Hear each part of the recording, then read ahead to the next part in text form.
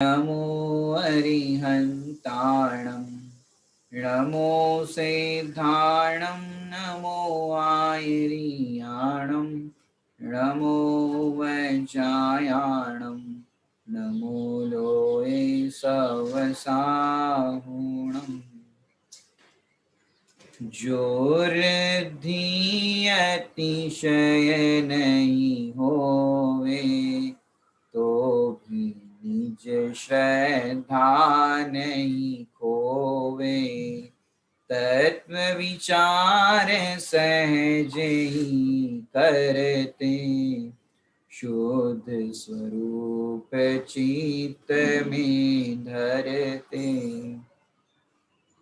22 परिचय जय की अपनी काफी विस्तृत चर्चा हो रही है, जिसमें आज अंतिम परिचय अदर्शन परिचय की चर्चा प्रारंभ हो रही है। क्या कह रहे हैं इस 22 नंबर की परिचय के अंदर? जो रिद्धि अतिशय नहीं होवे तो भी निज श्रद्धा नहीं खोवे। तत्व विचार सहज ही करते शुद्ध स्वरूप चित्त में धरते। माने दीक्षा तो ले ली, पहले सुना था कि भाई दीक्षा लेने के बाद ऐसे अनेकों रिद्धियां प्रकट हो जाती है, तपस्या के बल पर ऐसे अतिशय होते हैं, पंचाश्चर्य होते हैं, तो ये सब होता है, ये सुना था। तो कई लोग ऐसे दीक्षा ले लेते कि भाई हम भी दीक्षा लेंगे तो ऐसे पंचाश्चर्य होंगे, अतिशय प्रकट होंगे, रिद्धियां प्रकट हो जाएगी। तो इस तरह सा विकल्प करके दीक्षा ले ली हो, या तो किसी को प्रकट हुई हो और फिर मन में ऐसा भाव आ रहा हो कि भाई इनको प्रकट हो गई तो हमें भी हो जाए, हम भी तपश्चर्या करते हैं। तो ऐसे अनेक वर्षों तक तपस्या करने के पश्चात भी यदि रिद्धियां प्रकट नहीं होती या अतिशय प्रकट नहीं होते, हालांकि पहले नंबर तो ऐसी चाह ही नहीं होती, याचना परिचय में अपन ने चर्चा की थी, फिर भी अगर नहीं होती प्रकट तो मन में ऐसा खेद नहीं होता कि अब तक क्यों नहीं हुई रिद्धियां प्रकट, अब तक अतिशय प्रकट क्यों नहीं हुआ। तो भी निज श्रद्धा नहीं खोवे, कि अपने आत्मा की जो श्रद्धा है वो नहीं खोते। यह परमार्थ और व्यवहार से कहे तो पंच परमेष्टि की जिन धर्म की जो श्रद्धा है वो नहीं खोते, और तत्व विचार सहज ही करते कि यथार्थ तत्वों का विचार करते हैं, भेद विज्ञान करते हैं, और शुद्ध स्वरूप जो अपना भगवान आत्मा है उसी में चित्त को लगाते रहते हैं और उसी में चित्त धारण करते हैं, अन्यथा कोई विकल्प करते नहीं है। ऐसा मंगलाचरण के अंदर अपन ने देखा। अब अपन आचार्य उमा स्वामी कृत जो तत्वा सूत्र जी है उसकी टीका जो पंडित फूलचंद जी सिद्धांत शास्त्री जी ने की है उसकी परिभाषा अपन देखते हैं। बहुत तपश्चर्या की तब भी ज्ञान का अतिशय प्राप्त नहीं हुआ। क्या हुआ? बहुत तपस्या की वर्षों तक तो भी ज्ञान का अतिशय प्राप्त नहीं हुआ। ऐसा सुना जाता है कि अमुक मुनि को बड़े अतिशय प्राप्त हुए हैं। ये संघों में चर्चा तो होती है कि फलाने संघ के अंदर वो मुनिराज को तो बड़े अतिशय प्राप्त हुए हैं, ऐसी तपस्या करते हैं, ऐसे ऐसे तप करते हैं, तो सब सुनने में तो आ जाता है। अब ऐसा सुना जाता है कि अमुक मुनि को बड़े अतिशय प्राप्त हुए हैं, मालूम होता है कि यह सब प्रलाप मात्र है। माने ये ऐसा लगता है खोटी बातें हैं, हमको तो इतनी तपस्या कर रहे हैं, हमको तो नहीं हुआ, ये सब प्रलाप मात्र है। यह प्रवज्या ही निष्फल है कि अब उनको कह रहे हो गया, लेकिन हमको नहीं लगता ऐसा हुआ हो, क्योंकि अगर हुआ हो तो हमको भी होना चाहिए, हम भी तो तपस्या करते हैं, हमें नहीं हुआ इसका मतलब तो नहीं होता है, ऐसा कोई मान लेते हैं। और फिर ऐसा मालूम होता है कि यह सब प्रलाप मात्र है और यह प्रवज्या निष्फल है, मानी ये दीक्षा का धारण करना ये तो निष्फल है।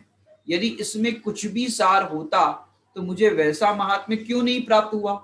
यदि इस दीक्षा के अंदर कुछ सार होता, यदि ऐसे अतिशय प्राप्त होते, रिद्धियां प्राप्त होती, तो समझ में आता है कि भाई तपस्या का फल कुछ मिला। अब तपस्या करने पर कोई फल ही नहीं मिले तो फिर क्या फायदा? जैसे अशोक जी, अपन बहुत मेहनत करो, महीने भर अपन काम करो और फिर सैलरी नहीं मिले तो सैलरी नहीं मिल रही, काम काहे के लिए करे? सैलरी मिले तभी तो कोई बात हो।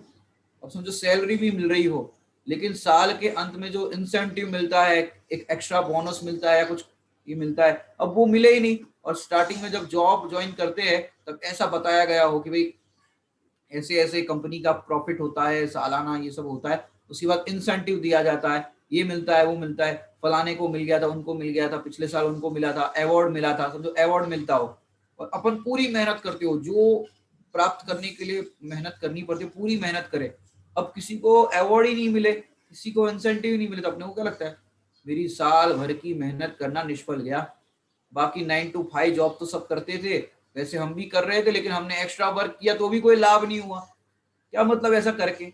ऐसे समझो कोई मुनिराज सोचे कि भाई हमने दीक्षा तो धारण कर ली, अब दीक्षा धारण करने पर ये लाभ तो हुआ नहीं, कोई अतिशय तो हुए नहीं, और तो और कोई रिद्धिया तो प्रकट हुई नहीं, इसका मतलब प्रकट होती नहीं है, ये सब बातें है, मिलता है ये सब बातें करते, ऐसे कोई मिलता नहीं है। तो ऐसे ये दीक्षा का धारण करना ही निष्फल है। अब क्या करें, यदि इसमें कुछ भी सार होता तो मुझे वैसा महात्म क्यों नहीं प्राप्त होता, इत्यादि प्रकार से अश्रद्धा न होने देना। निचली भूमिका में ऐसा हो सकता है, यदि पहले गुणस्थानवर्ती मुनिराज हो तो ऐसा हो सकता है। 3 कषाय चौकड़ी के अभाव वाले मुनिराज को ये दशा नहीं होगी कि भाई हमको ऐसा क्यों प्राप्त नहीं हुआ, ऐसी अश्रद्धा नहीं लाते। और जिनोदित मार्ग में दृढ़ श्रद्धा रखना ये आदर्शन परिचय जय।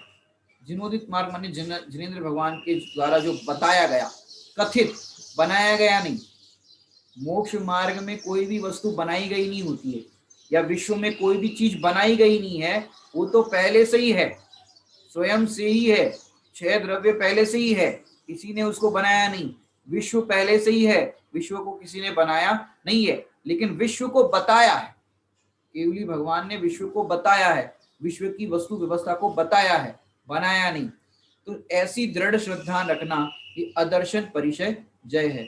अब अपन तत्वार्थ वार्तिक ग्रंथ के अंदर जो परिभाषा दी गई है उसको देखते हैं। तत्वार्थ वार्तिक क्या कह रहे हैं यहाँ पर, संयम प्रधान दुष्कर तप तपने वाले वैराग्य भावना से शुद्ध हृदय युक्त सकल तत्वार्थ वेदी अर्हदायतन साधु और धर्म के प्रति पूजक और चिर प्रवर्जित मुझ तपस्वी को आज तक कोई ज्ञानातिशय उत्पन्न ही नहीं हुआ। क्या बात हो गई, संयम प्रधान माने संयम में प्रधान, बहुत संयम का पालन करने वाले, और तो और दुष्कर तप, वैराग्य भावना से शुद्ध हृदय युक्त, ऐसा नहीं कि ऊपर ऊपर से, एकदम वैसे जैसे चाहिए वैसे ही मुनिराज, शुद्ध हृदय युक्त सकल तत्वार्थ वेदी, कि सकल तत्वों का यथार्थ रूप जानने पर, और तो और कह रहे 3 कषाय चौकड़ी अभाव वाले, जी कितने, 3 कषाय चौकड़ी अभाव वाले भावलिंगी संत, ऊपर से तत्वों के यथार्थ जानने वाले, संयम में प्रधान माने एकदम प्रॉपर आगम के अनुकूल जिनकी चर्या है, पूरा इतना सब कुछ होने पर प्रति पूजक और चिर प्रवर्जित, लंबे काल से दीक्षाधारी है, ऐसे साधु ऐसे मुनिराज को इतने तपस्वी होने पर आज तक कोई ज्ञानातिशय उत्पन्न नहीं हुआ। लंबे काल से दीक्षित है, चलो नए नए आए हो तो लगता है भी अभी अभी अपन आए हैं, थोड़ा सा अभ्यास होगा, तपस्या होगी, फिर आगे चल के मिलेगा, वो बात अलग है। लेकिन इतने पुराने, अब नए लोगों को क्या लगेगा, सोचो पुराने हैं उनको तो नहीं हो रहा, नए लोगों को भी हम तो 100 साल से दीक्षा धारण करके बैठे हैं, हमको अब तक नहीं हुआ, अब नए लोग को क्या लगा, जब इनको नहीं हुआ तो हमको क्या होगा। संघों में चर्चा तो होती ना, भाई उनको तो रिद्धि प्रकट हो गई लेकिन हमको अब तक नहीं हुई, हम तो 100 साल पुराने हैं। ये सब बातें है, सब किसी को होती नहीं है ये सब, आपस में ऐसी भी चर्चा मिथ्या दृष्टि हो तो कर सकते हैं, कह रहे माने अपन तो संभाविक बात कर रहे, क्यों, क्योंकि नाना प्रकार के जीव है, नाना प्रकार के उनके परिणाम है, और ऐसे परिणाम आते हैं तो वो गुरु से, अपने आचार्य भगवान से आकर के प्रतिक्रमण प्रायश्चित आदि ले लेते हैं, उन सारे विकल्पों की आलोचना करते कि ऐसे ऐसे परिणाम हमें आ रहे हैं। ऐसी कोई बात नहीं, परिणाम आ जाए तो कोई घबराने की बात नहीं है। बड़े पंडित साहब की एक रचना में लिखा, औदैक भाव आ जावे तो प्रायश्चित करना, डरना नहीं पुरुषार्थ से आगे सदा बढ़ना। औदैक भाव आ जाए, कर्म के उदय में कोई भाव आ जाए तो कोई बात नहीं, आ गया तो आ गया, डरना नहीं, वो परिणाम आ गया तो पाप हो गया, पाप हो गया, हम तो मिथ्या दृष्टि हो गए, हम तो ऐसे हो गए, घबराने की बात नहीं। प्रायश्चित करना, प्रायश्चित का क्या होता है, प्रायश्चित यदि ऐसा परिणाम आ गया तो अपना चित्त जो बाहर लगा था उस परिणाम में, अब प्रायश्चित अपने आप में चित्त लगाना, माने जो सीमा के बाहर गई परिणति उसको अपनी सीमा में लाना, और फिर गुरु से ऐसे प्रायश्चित लेने पर वो फिर गुरु योग्य समाधान दे करके उस विकल्प का समाधान कर देते हैं। लेकिन ऐसे विकल्प उत्पन्न मुनिराजों को होते ही नहीं, लेकिन किंचित कदाचित हो गए प्रायश्चित ले लेते हैं। कोई अब तक ज्ञानातिशय ही उत्पन्न नहीं हुआ। महो उपवास करने वाले को, माने महा उपवास करने वाले को प्रातिहार्य है, और तो और व्रत पालन निरर्थक है। माने इतने, माने क्या कह रहे, महा उपवास करने वाले को प्रातिहार्य उत्पन्न हुए थे, यह सब झूठ है। माने ऐसे किसी को महा उपवास किए थे, उनको तो प्रातिहार्य प्रकट हुए थे और ऐसा सब हुआ था, ये सब तो झूठ की बातें हैं। कौन ने देखे, किसने किए, हुए होते तो हमको हो जाते। यह दीक्षा व्यर्थ है, दीक्षा लेना ही व्यर्थ है। अब देखो पंचम काल में मोक्ष तो होता नहीं, अब दीक्षा काय को ले अशोक जी, पंचम काल में मोक्ष होता ही नहीं तो दीक्षा लेके क्या फायदा है, कोई फायदा तो है नहीं, दीक्षा ले लो तो। लेकिन भैया पंचम काल में दीक्षा लेना नहीं लेना ये बात नहीं, जो अपना उपयोग अपने उपयोग में लगाएगा, चाहे पंचम काल हो या चौथा काल हो, उसको आनंद की प्राप्ति तो होगी ही होगी। और छठा सातवां गुणस्थान तो इस पंचम काल में भी कहा है कि जो प्रचुर स्वसंवेदन होता है वो पंचम काल के अंदर भी हो सकता है। हो सकता है नहीं, होता ही है। जो अपना उपयोग आत्मसन्मुख करेंगे और तीन कषाय चौकड़ी का अभाव करेंगे, उनको तो आनंद की प्राप्ति होगी ही होगी। जैसे मिश्री मुख में रखे तो मुख मीठा होगा ही होगा, नहीं होगा, होगा ही होगा। ऐसे जो इस भगवान आत्मा का अनुभव करेगा उसको आनंद प्राप्त होगा ही होगा। देखो अपने तत्वा सूत्र जी पढ़ा हो तो जो बहुआरम परिग्रह करेगा वो नारकी होगा ही होगा, मायाचार के परिणाम करेगा वो तिर्यंच होगा ही होगा, मध्यस्थ परिणाम रखेगा वो मनुष्य होगा ही होगा, सराग संयम व्रत उपवास आदि के परिणाम रखेगा वो देव होगा ही होगा। यहाँ पर खुला तार पड़ा हो अशोक जी और गीले हाथों से छुएगा तो डांस करेगा ही करेगा, नहीं करेगा, फिर करंट लगेगा। ऐसे जो विषयों के अंदर अपना उपयोग लगाएगा वो दुखी होगा ही होगा। भैया ये तो नियम है, जैसा कारण देते हैं वैसा कार्य होता ही होता है। लेकिन यहाँ पर तो विपरीत बात हो रही है कि हमने इतने व्रत उपवास किए, इतना सब कुछ किया, लेकिन अब तक हमको हुआ नहीं। तो भैया तूने उसके लिए दीक्षा धारण करी थी, ये तो विशिष्ट कोई जीव हो उनको ऐसे रिद्धियां आदि प्रकट हो जाती है तप के प्रभाव से, ऐसा नहीं सबको मिल जाए। अब हर विद्यार्थी एग्जाम में पास होने का नहीं, फर्स्ट रैंक लाने का प्रयास करता है। अब हर किसी को फर्स्ट रैंक नहीं आती। सीए बनने के लिए काफी विद्यार्थी उसके लिए पेपर देते हैं, लेकिन कितने बन पाते हैं, 2-3% मुश्किल से, इतने होते ना, 2-3% लोग उसमें निकल पाते 100% में से देखा जाए तो। अब बाकी सब प्रयास करते हैं लेकिन सब नहीं निकल पाते। ऐसे मोक्ष का प्रयास करते हैं लेकिन 6 महीना 8 समय में 608 जीव ही मोक्ष जा पाते और बाकी सबका नहीं होता। इसका मतलब मोक्ष नहीं होता क्या? होता है भैया। आप पुरुषार्थ करते रहो करते रहो, करत करत अभ्यास हो जाएगा आपका। जो कार्य करने के लिए कहा गया है वो कार्य करते रहो, आपका नंबर भी आएगा। वो भी फिक्स है केवल ज्ञान में, कब किसका मोक्ष होना है, कब किसको केवल ज्ञान होना है। और रिद्धियों की हम गारंटी नहीं देते और रिद्धियों से कोई लाभ भी नहीं। क्यों? रिद्धियों से किसका लाभ है, कौन सा लाभ है? और रिद्धियां प्रकट हो जाने पर भी वे प्रयोग नहीं करते रिद्धिधारी मुनिराज, तो तुम्हें क्या लाभ है बताओ? खाली बस नाम करना है कि हमको इतनी रिद्धियां प्राप्त है, और नाम करने से भी तुम्हारा नाम तो वो है नहीं, तो लाभ तो है नहीं। लाभ तो आत्म लाभ ही सबसे बड़ा लाभ है, और आत्मा का लाभ तो हो ही रहा है, आत्मा का आनंद तो हो ही रहा है। तो फिर काहे के बाद किस बात की चिंता कर रहे हो? इतनी तपस्या की, इतना हो गया, फिर भी हमको नहीं हो रहा है। कि इस प्रकार की चित्त में अश्रद्धा उत्पन्न नहीं होने देना और अपने सम्यक दर्शन को दृढ़ रखना, ये अदर्शन परिचय है। समझी बात? अपने सम्यक दर्शन को दृढ़ रखने की बात है कि अदर्शन परिचय है। दर्शन शब्द अ माने नहीं और दर्शन माने श्रद्धान। तो श्रद्धा, अश्रद्धान, अश्रद्धान नहीं होने देना। तो नहीं बात, अदर्शन का अर्थ अ माने नहीं और दर्शन माने श्रद्धान। तो अश्रद्धा नहीं होने देना, चाहे वो जिनमार्ग के प्रति हो, चाहे वो अपने आत्मा के प्रति हो। वो अश्रद्धा मैंने सम्यक दर्शन को दृढ़ करना है। जो श्रद्धान अपना हुआ है उसको दृढ़ करना है। श्रद्धान क्या हुआ है? अपना सुख अपने में है, बाहर से सुख की प्राप्ति नहीं होती, बाहर के पर द्रव्यों से ये रिद्धियां प्राप्त होने पर भी अपने को कोई लाभ होता नहीं, ऐसा श्रद्धान, उस श्रद्धान से चलित ना होना, इसका नाम है अदर्शन परिचय जय। अब अपन तत्वार्थ श्लोक वार्तिक के अंदर क्या लिखा है उसको पढ़ते हैं। तत्वार्थ श्लोक वार्तिक।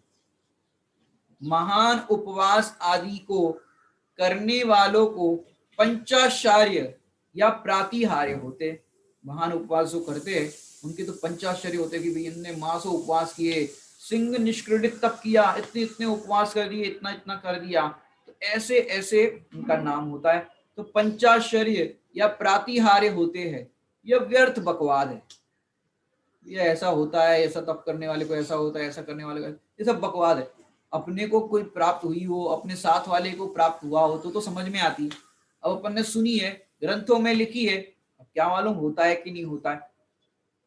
जैसे आप अशोक जी समझते होंगे कि संगीत की साधना में भी ऐसा सुना होगा, हालांकि आपको पता ही होगा, ऐसा कहते हैं कि जैसे मल्हार राग होती है, मल्हार राग, वो मल्हार राग की कोई साधना करे और उस मल्हार राग को जो भी उसका टाइम पीरियड कहा गया है और उसमें गाए तो बादल गरज करके बरस जाए।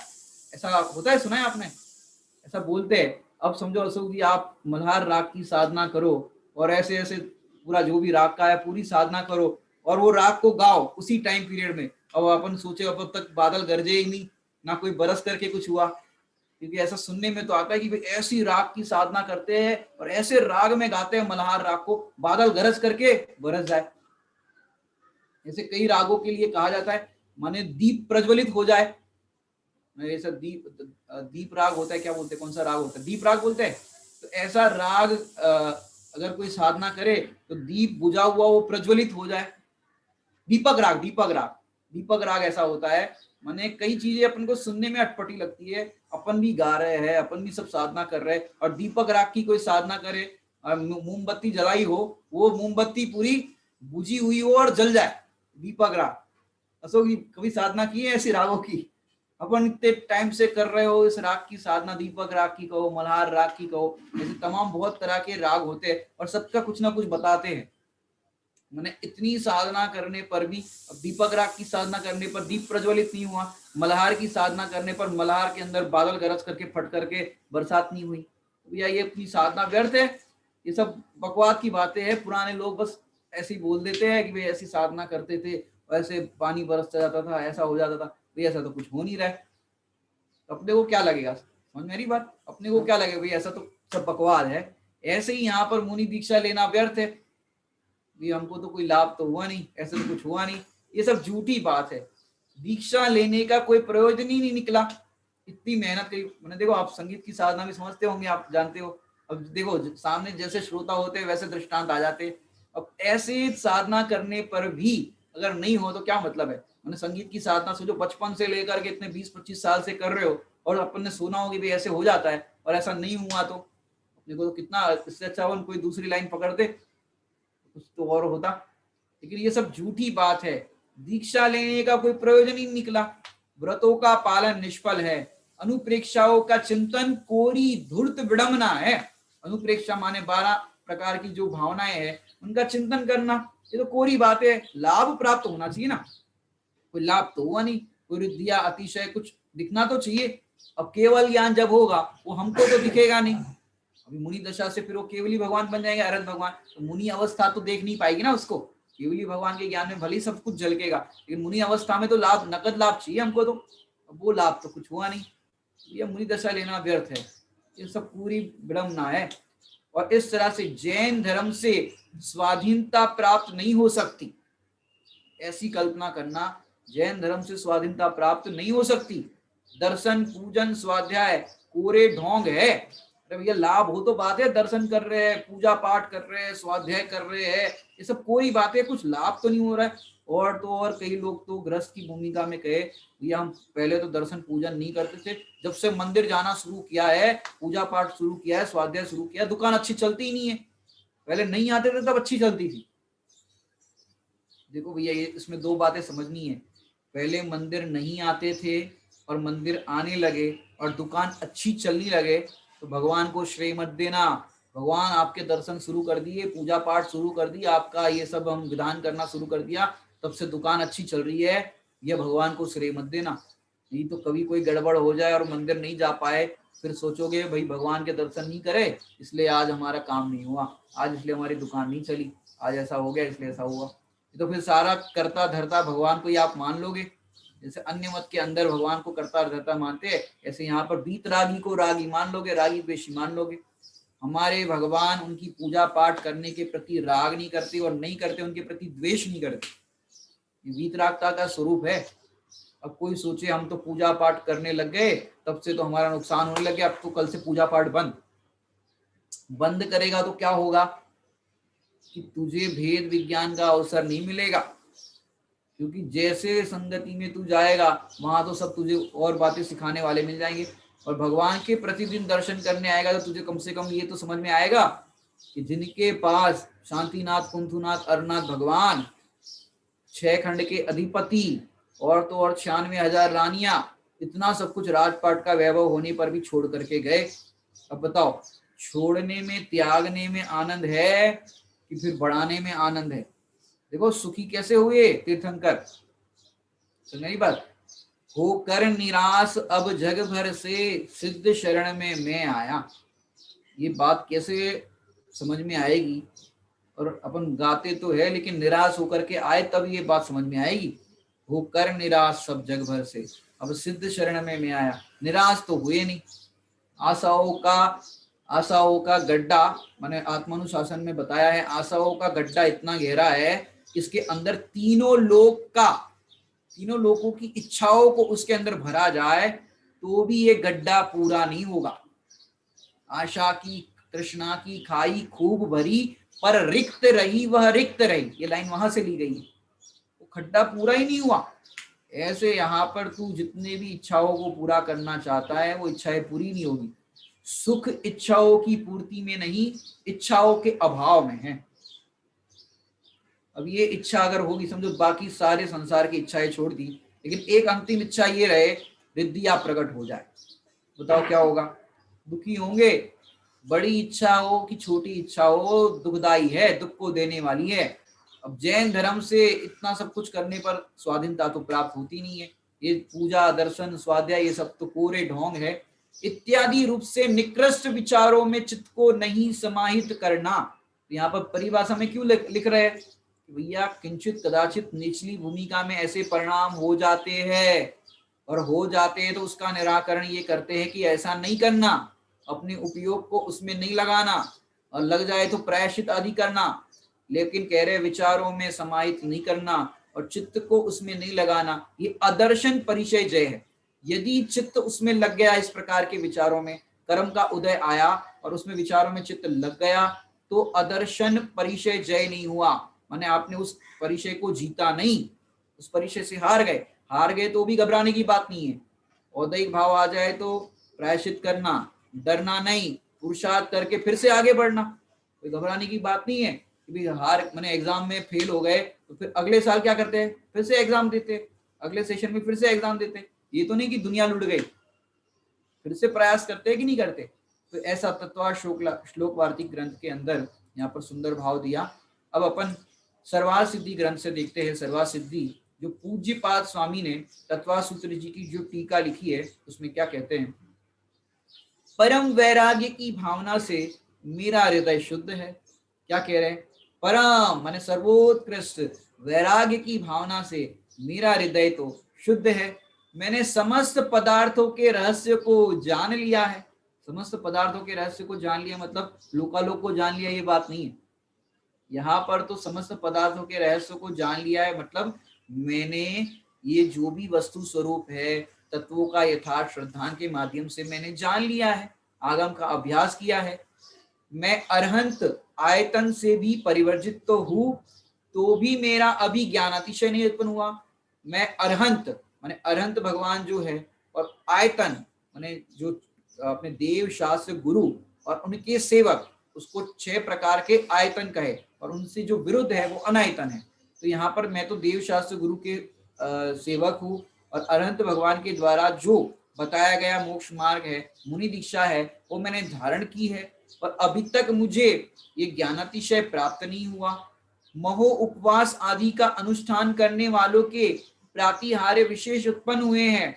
यह प्रलाप मात्र है, यह प्रवज्या अनर्थक है, व्रतों का पालन करना निरर्थक है, इत्यादि बातों का दर्शन विशुद्धि के योग से मन में नहीं विचार करने वाले के अदर्शन सहनन जानना चाहिए। सहनन यानी उसको सहने वाले, उतनी उनके अंदर सामर्थ्य है, ये जानना चाहिए।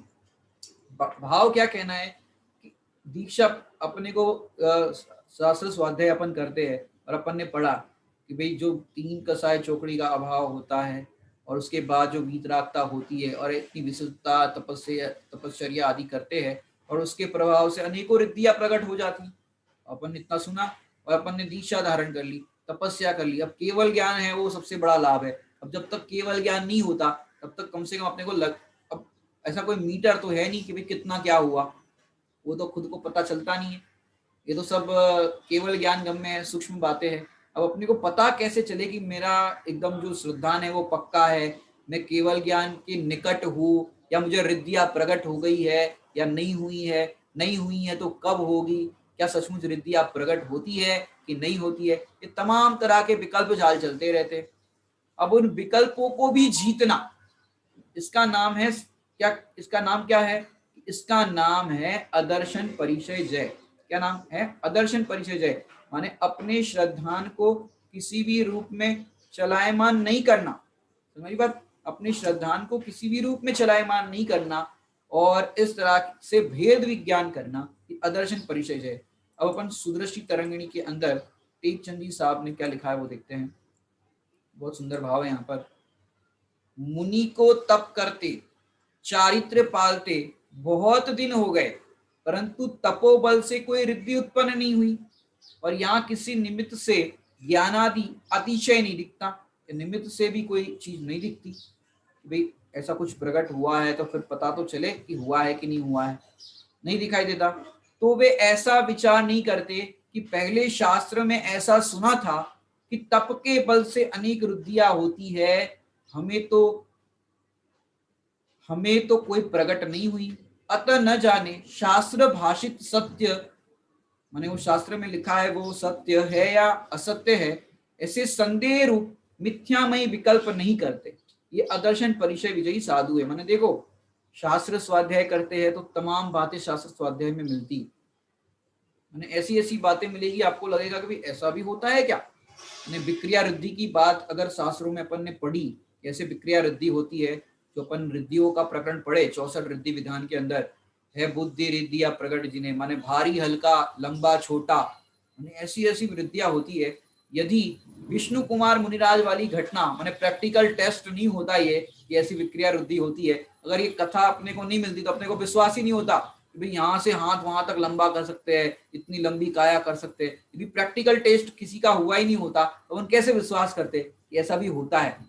अब वो भी अपन शास्त्र के माध्यम से विश्वास करते भी विष्णु कुमार मुनिराज को ऐसी रिद्धियां थी। लेकिन अगर अपन ये दृष्टांत अपने को नहीं मिलता तो कैसे अपन उसका अनुमान लगाते हैं कि नहीं है। अरे और तो ऐसी ऐसी रिद्धियां होती है, दीवार के आर पार हो जाए मुनिराज। पर्वत होता है, पर्वत, अब बड़े बड़े पर्वत है, अब वो पर्वत के आर पार हो जाए तो भी उनको कुछ नहीं होगा, ऐसी उनका शरीर हो जाता है रिद्धियों के अंदर। पर्वत के आर पार हो जाए, और तो और इतना ज्ञान उनको हो जाता है, मैंने बहुत, मैंने आपको कहा ना रिद्धियों के बल पर। एक तो चारण रिद्धि तो आपको सबको पता ही होगी, वो आकाश में गमन करते हैं। एक आपको एक दिन बताई थी दृष्टि विश्व, आंखों से ऐसे किसको देख ले तो भस्म हो जाए। ऐसे नाना प्रकार की रिद्धियां प्रकट होती है। अब ऐसे अपने को रिद्धियों का प्रैक्टिकल किसी के द्वारा किया हुआ मिले नहीं तो अपने को विश्वास नहीं होता कि ऐसा भी तो होता होगा। माने आप देखो, वैज्ञानिकों द्वारा भी कई ऐसे आपको मिलते हैं, जैसे आप ग्रंथों में पढ़ते हो कि 500 धनुष की काया थी, इतनी लंबी हाइट थी। तो अपने को कैसे विश्वास होगा भी इतनी लंबी हाइट थी? अभी तो किसी की दिखती नहीं। 7 फुट 7 फीट इतनी दिखती है, ज्यादा से ज्यादा 7 फुट के आदमी दिखते हैं, इससे ज्यादा तो दिख नहीं रहे। तो भैया ऐसे कभी कभी आपको मैंने कंकाल देखने मिलते होंगे। कंकाल देखने मतलब आपने रिसर्च वगैरह सब अमेरिका में और सब बड़े बड़े देशों में होती है, वहां उनको नर कंकाल बहुत बड़ी हाइट का मिला, लंबा सा। अब ये नर कंकाल से क्या सिद्ध हुआ कि ऐसा कोई बड़े हाइट वाला भी व्यक्ति होता होगा, इस नर कंकाल से ये सिद्ध हुआ। तो यहाँ पर इस बात से सिद्धि तो हो जाती है। फिर दूसरी बात कहेगी भी छठा काल आएगा तो सबकी हाइट इतनी इतनी छोटी छोटी होगी। अब ये छठे काल की बात रही तो भैया ये कैसे अनुमान लगाए? देखो वर्तमान में किसी की हाइट बड़ी है, किसी की हाइट छोटी है, ये सब देखा जाता है। और ऐसा कोई देश या ऐसा कोई नगर या कोई ऐसा सुनने में आता है कि वहां सबकी हाइट छोटी छोटी है, पूरे नगर के लोग ही हाइट बोने बोने बोने बोलते ना, वैसे नगर में पूरे बोने ही बोने हैं। और कोई नगर में बहुत लंबे लंबे हाइट वाले देखने मिलते हैं, कोई जगह पर देखे तो सब बूढ़े बूढ़े दिखाई देते हैं। जापान या कोई ऐसा देश है, कोई जगह पर सारे लोग बूढ़े हैं गांव में। ऐसे नाना प्रकार की विचित्रता देखी जाती है। तो भैया जो केवली भगवान के द्वारा बताया गया उपदेश है और जो शास्त्रों में बात लिखी है कि भी छठा काल आएगा तो छठे काल में ऐसे बोने साइज के होंगे। और हुंडा अवसर पीढ़ी का तो सबको पता ही है, इस अवसर पीढ़ी के अंदर सब घटता घटता गया है, माने ये घटता घटता जाता है। शुरू से देखो तो क्षोभक्षम है, ये सारी चीजें घटती गई है, हर चीजों के अंदर घटोती होती गई है। जैसे हाइट के अंदर भी घटना, इसमें कोई बड़ी बात नहीं है, ये सारी चीजें होती है। तो यहाँ पर कहने का आशय क्या है कि इतना सब कुछ शास्त्रों में लिखा हुआ मिलता है, लेकिन ऐसा तो जैसे मैं आपको बताऊं, सोना बनाने की विधि समय सारणी शास्त्र में लिखी गई है अशोक जी। तो सोने का भाव कितना आसमान पे चढ़ रहा है, 50,000 55,000 इतने भाव हो गए सोने के। अब वही विधि सोना कैसे बनाए, आप घर बैठे बना सकते हो सोना, किसी से कहना मत। क्यों? वो सोना बनाने की विधि हमारे आचार्य देव ने लिखी है। ये क्या बात होगी? हाँ, कि उसके अंदर पूरी विधि बताई है कि ये कंटेंट चाहिए और ऐसा ऐसा मिलाओगे तो सोना बन जाएगा। अब ये लिखी तो है। अब अपन प्रैक्टिकल करो और फिर सोना नहीं बने तो क्या करोगे? अरे गलत बात लिखी है, हमने प्रयोग करके देखा, सारी चीजें इकट्ठा करी और फिर सब बनाने का पूरा प्रोसेस किया, कढ़ाई के अंदर सब वो सब करने का प्रोसेस किया, लेकिन सोना बना ही नहीं। हम तो 25 साल से प्रयास कर रहे, सोना बना ही नहीं। हमने सोचा इस साल नहीं, अगले साल नहीं, इस साल नहीं। तो भैया वहां पर एक कंडीशन अप्लाई लिखी है, वो आपने नहीं पढ़ी। क्या लिखा है वहां पर? यदि पुण्य का उदय हो तो बनता है।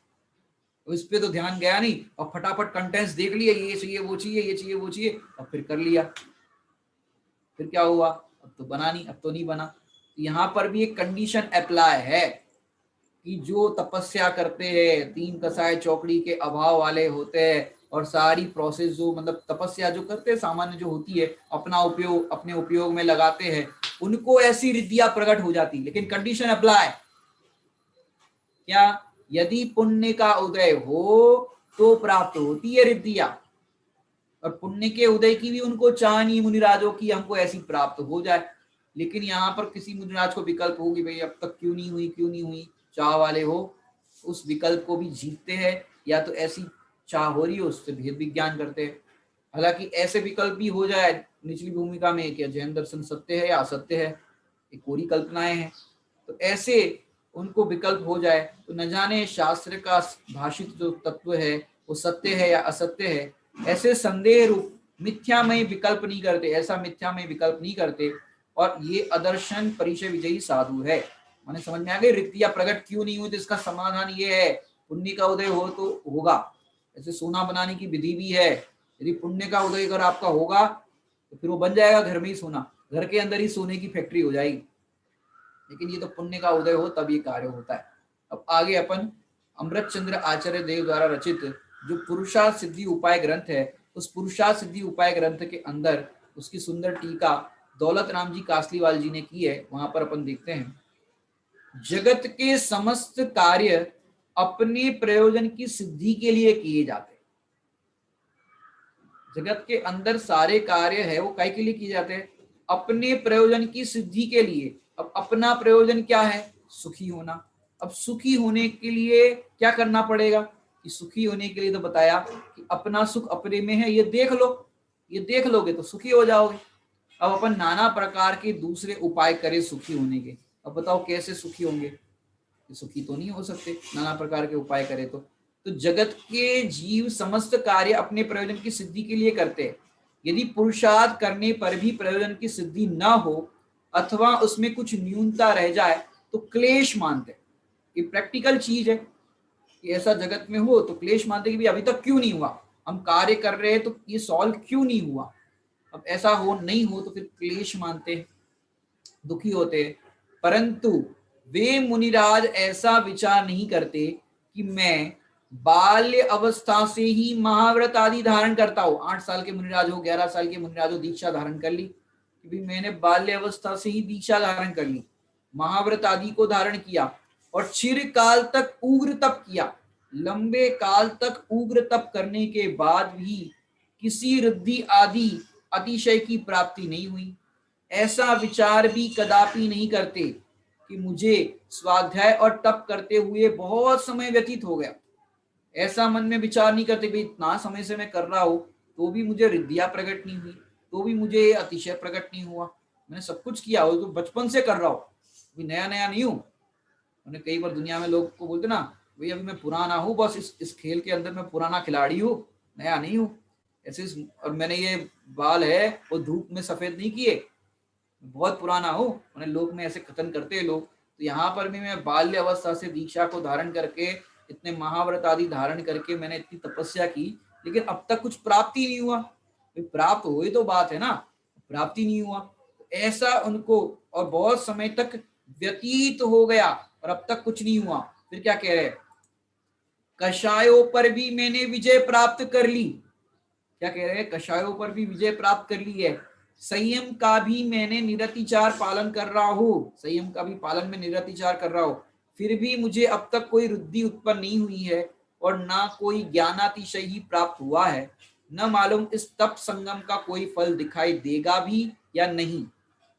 अंदर में क्लेश हो जाता है। कोई अपन अपन ऐसा संकल्प लेके बैठे हो भाई मुनि दीक्षा धारण करके तपस्या करेंगे, खूब ऐसा करेंगे और फिर रिद्धिधारी मुनिराज बनेंगे, तब तो कोई बात है। एक स्पेशल, एक सामान्य मुनिराज और एक स्पेशल मुनिराज।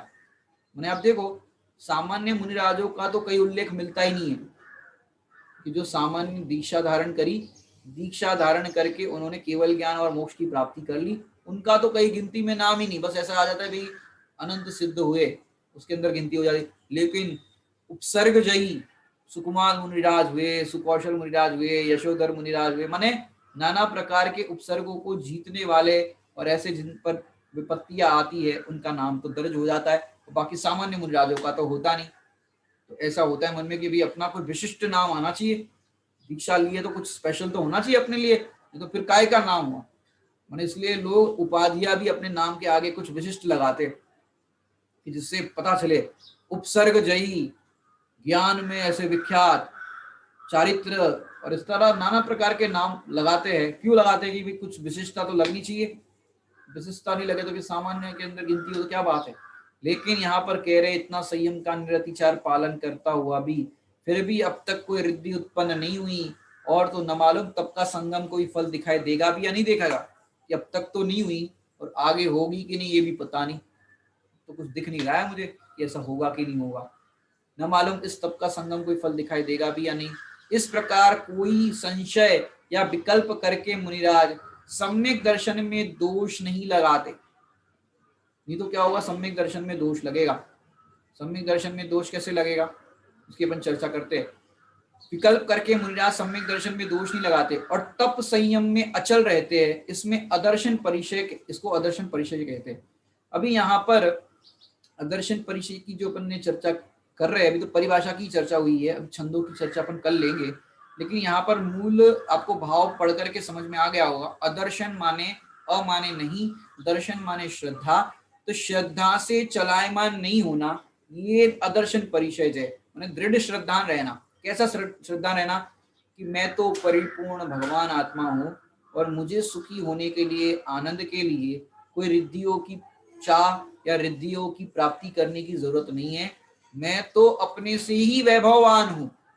अपने से ही वैभववान हो उसको ये बाहर की रिद्धियों से क्या लाभ, उससे क्या लाभ होगा बताओ। जो अपने में ही परिपूर्ण है उसको रिद्धियों की क्यों चाह होगी कि मुझे ये रिद्धियां प्राप्त हो जाए। तो ऐसे रिद्धियों की चाह नहीं होती। फिर भी ये विकल्प यदि आ जाए तो उस विकल्प से ऐसा भेद विज्ञान करते हैं कि भाई रिद्धियां प्रकट हो जाएगी, उससे मेरे को लाभ कैसे होगा, मैं रखूंगा कहाँ। रिद्धियों को रखने के लिए कोई ऐसा अपने पास लॉकर है क्या? रिद्धियों को रखेंगे, वे फलाने नंबर की रिद्धि है तो यहाँ रखो, यहाँ रखो, वहां रखो, कहाँ रखूंगा। मैं तो मैंने अनंत गुणों से मैं परिपूर्ण हूँ, अनंत शक्तियों से परिपूर्ण हूँ। बाहर से कुछ लाना नहीं और अपनी चीज को देना नहीं। यहाँ लेन देन का व्यापार नहीं चलता। ये आत्मा ऐसी वस्तु है जहां पर से कुछ लेना नहीं और पर को कुछ देना नहीं। जब लेना देना ही नहीं है तो फिर क्या करना, फिर लेना देना है नहीं तो फिर आनंद करो। क्योंकि जहां लेने देने का व्यापार होता है वहां दुख होता है, आकुलता होती है या प्रसन्नता होती है। मिल जाए तो प्रसन्नता और नहीं मिले तो दुख। तो हमें ऐसा व्यापार ही नहीं करना कि जहां पर दुख और प्रसन्नता हो। हमको तो एक ही व्यापार करना है, जानने देखने का व्यापार, कि उसके अंदर आनंद ही आनंद होता हो। कैसा आनंद होता हो कि इस आनंद के सामने जगत के सारे वैभव फीके नजर आए। क्योंकि रिद्धियां प्रकट हो जाएगी तो उस रिद्धियों से करोगे क्या बताओ। जिसे एक क्षुधा वेदनीय का उदय आया, अब रिद्धि प्रकट हो गई, आप उस रिद्धि के बल पर आपको क्षुधा का वेदन ही नहीं होगा। इससे मुझे क्या लाभ हुआ, वो तो देह के परिणमन में जो भी हुआ, मेरे को क्या लाभ हुआ। प्यास लग गई तो गर्मी का मौसम है, गर्मी के मौसम के अंदर प्यास लगी तो शीतल धारणा कर दी, मैंने सब धारणा इस तरह का होता है वो कर लिया, तो फिर आपको प्यास ही नहीं लगेगी। ठंड के मौसम में अग्नि धारणा कर दी तो गर्माहट हो जाएगी। इसमें सारे रिद्धियों के लाभ देखे जाए तो किसको हुए, इस शरीर को लाभ हुआ। उसमें मुझे क्या लाभ हुआ, पड़ोसी के लाभ में मेरा लाभ नहीं है। मैंने अपने लौकिक में कहानियां सुनी होगी कि भगवान ने वरदान दिया, और वरदान कैसा वरदान कि भाई तुम जो मांगोगे उससे डबल पड़ोसी को मिलेगा। यहाँ इस वाले ने सोचा कि मैं एक काम करता हूँ, एक 7 मंजिला फ्लैट मांगता हूँ, मैंने बिल्डिंग मांगता हूँ। उसको 7 मंजिला मिला और सामने वाले को 14 मंजिला मिला। ठीक है, अब ठीक है, अब यहाँ पर उसने कहा कि भाई इसको तो डबल डबल मिल रहा है। उसने सोचा कि भाई कुछ उल्टा बोलता हूँ, इसने बोला कि मेरी एक आंख फूट जाए। तो हुआ क्या, पड़ोसी की 2 आंख फूट गई। लेकिन भैया पड़ोसी की 2 आंख फूटी तो तेरी भी तो एक आंख फूटी, तेरा भी तो नुकसान हुआ। दूसरे के नुकसान में तुझे अपना नुकसान नहीं दिखाई देता। ऐसे तुझे रिद्धियों का प्राप्ति हो जाए, रिद्धियों का लाभ हो जाए, तो इस विकल्प से तुझे अपना नुकसान नहीं हो दिखाई नहीं देता। तो मेरा नुकसान क्या हो रहा है, रिद्धियों के पर दृष्टि जारी है, उस समय तेरी आत्मा पे दृष्टि नहीं जा रही।